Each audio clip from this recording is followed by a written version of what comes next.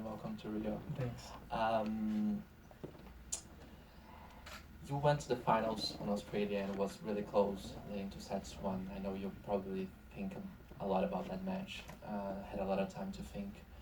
I recall that in the earlier days you kind of respected and was a big fan of Roger. You even called him King Roger and these big guys. How do you change your mindset? And I read that you call that Andy Murray's kind of a guy that you are kind of inspired right now to break this barrier of the big three. What's your mindset right now to break this barrier of the big three? I think that there are always some little steps I'm taking to try to break that barrier and try to win for the first time a Grand Slam. For example, in Australia, I beat Rafa for the first time in a Grand Slam, which is of course really important to win against these big players in big tournaments, because then you know the next time you have it in your mind that you did it already and that it's not impossible. And Andy Murray, because he lost his first 4 Grand Slam finals, I lost my first 3 now, and after that he still won 3 of them, and that's of course still my big goal to win Grand Slams. And of course for me it was amazing to see that I can also do it on hard court. Actually, I was in Australia way closer to the big three than I was in the 2 previous finals in Roland Garros, so that gives me also a big hope for Wimbledon and for US Open this year.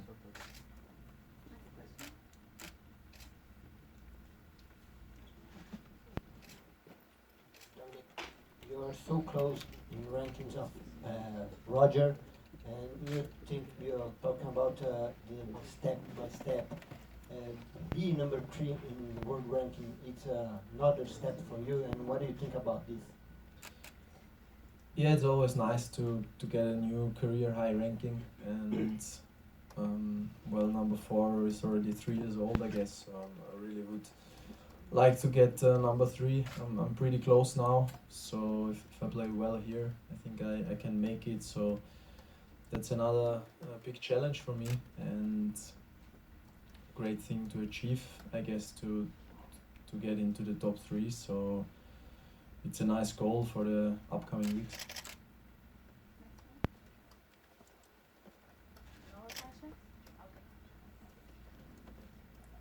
Dominic, why you decide to come to Rio to play just one tournament on clay?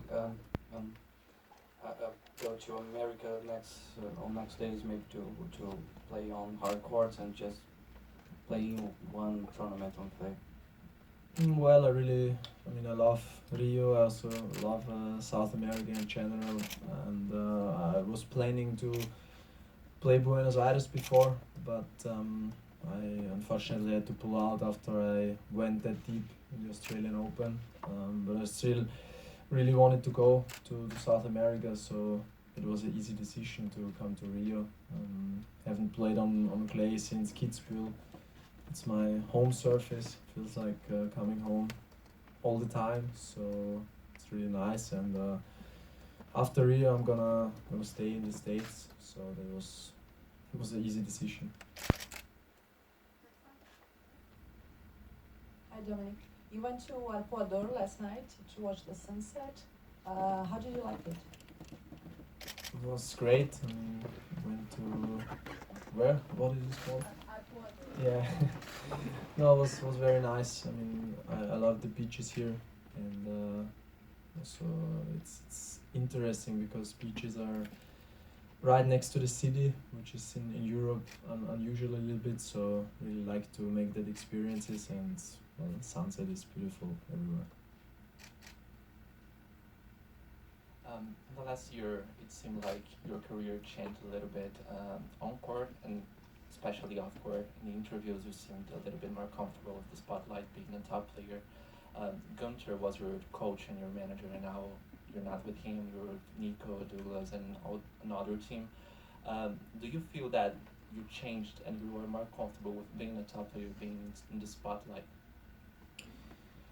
Yeah, I think it's one part of being more comfortable with all this stuff is experience, but of course the other part is that a lot of things changed. It was exactly 1 year ago at this period, Rio, Buenos Aires, where I changed my whole team, where I changed something which was there basically all my life, all my tennis life, 15 years before. So that was a huge new step in my career, and now I'm very happy that I took it, because obviously it was the right decision, and because of that I did many big steps into the right direction now.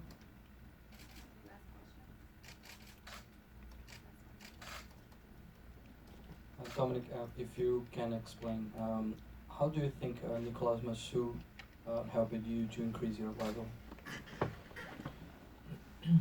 He helped me with many important things. I think at one point he was adding very important things to my game, which are helping me especially on faster surfaces, on hard court and indoor tournaments, to get more to the net, to be more aggressive. And on the other hand, he gives me also a lot of freedom on the court, which I need to play my game, to play more unpredictable for the opponents, and that was an amazing combination which I improved since he's working with me.